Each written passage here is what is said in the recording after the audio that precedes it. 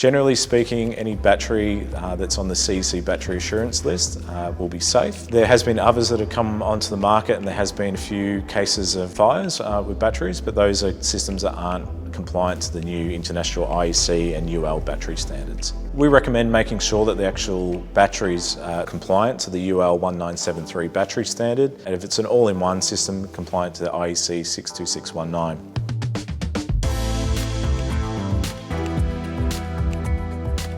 We have our isolation box.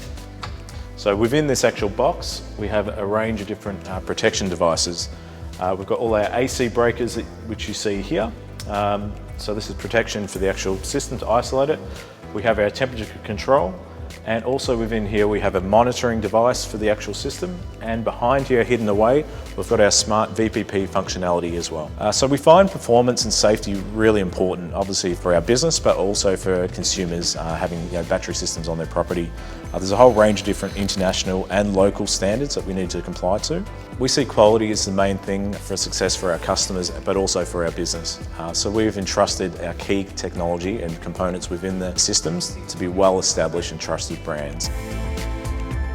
So we always recommend going with a trusted, reputable installer who would often be choosing reputable brands, so well-established brands that you would have heard of most likely anyway. Important is the actual brand of battery technology within there. So we definitely recommend speaking to an installer to get feedback on your site. Do a lot of research online to make sure that you're choosing the right products before you go ahead.